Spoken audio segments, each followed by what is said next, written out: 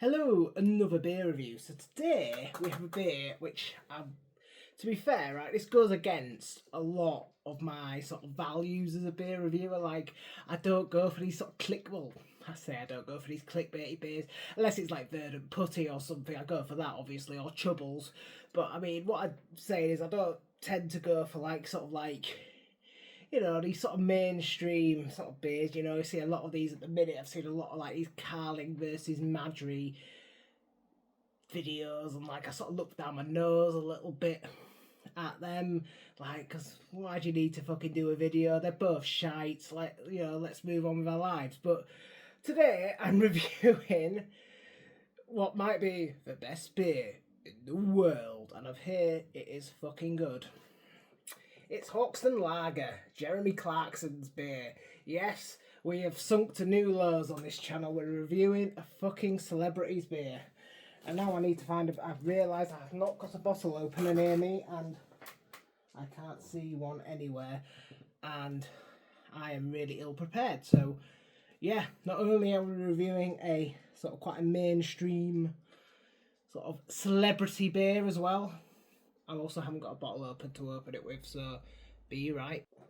Right, we're back with a bottle opener. Honest Brew, remember them? R.I.P. Let's get this into a glass. To be fair, I've heard this is a half decent beer. Brewed by Cotswold Brewing, I believe, in the Cotswolds, which is like where Clarkson's farm, he does his TV show. God, filthy glass as usual.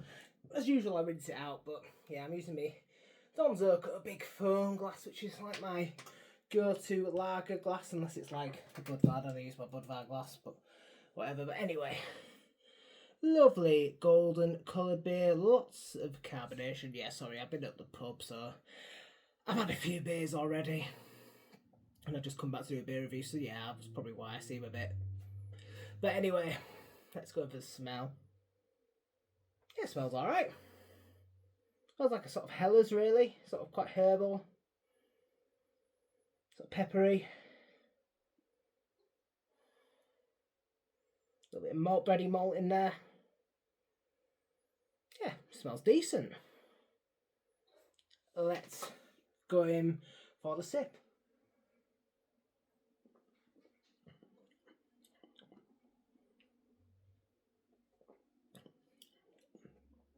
Yeah, it's pleasant.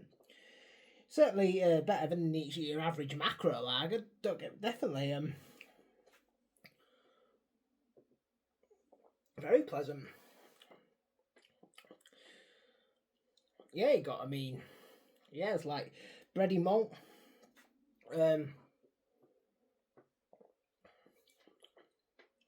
Sort of little crackery sort of notes. A little bit herbal. I don't think this will have SARS in it because I'm pretty sure it's made of all British ingredients. I'm pretty sure like Clarkson makes a big thing about that. Like in his, is it the Farmer's Dog or whatever it is, his restaurant pub thing is, publicity stunt, whatever you want to call it. He uses all British ingredients, like they're in like Coke or tomato ketchup is there because they're not all British ingredients. So I suspect this is the same. It probably says on the bottle. Let's see what it says. Ingredients, well, it doesn't say what hops, of course it doesn't, because it's not aimed at people like me. Yeah. It doesn't say, but I'm pretty sure it is. I didn't mention the ABV, did I? It's 4.8%. It's about the same as what an Urquell or a Budvar, which are usually my sort of go-to sort of fridge filler lagers. Both are a lot cheaper than this. Or an Estella Glacier, or whatever it's called. Galacia, that's a decent fridge filler lager as well.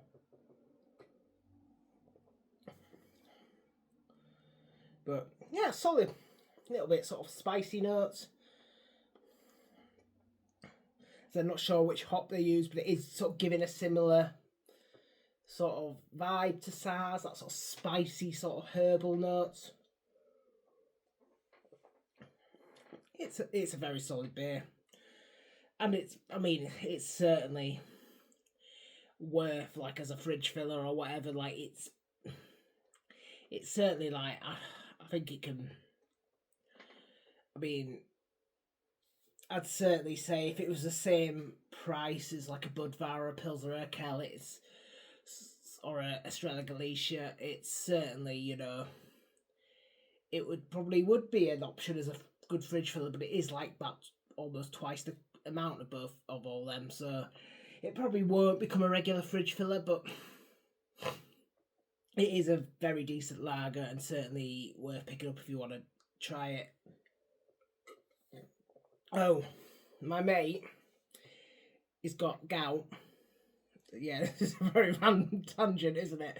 And like his thing, he's had a bit of a flare up of it, and his thing is now he's like his purines, which causes the flare up in gout, and he wants me to sort of like start sort of saying whether these are good beers for gout. But I think all bad beer is bad for gout, unless it's a wheat beer. That's apparently okay. But yeah, he's a self-professed gout head. That's what he calls himself. But yeah, he's probably just going to have to stick to the gin and tonics, unfortunately, which are good for gout. There you go. It's an education on Sam Drinks Beer today. Anyway, thank you for watching. Drop us your thoughts below. Something's just fallen down and made a noise, so apologies for that. Drop us your thoughts below. Give us a like. Subscribe if you haven't already. And hopefully we'll see you on the next one. Cheers.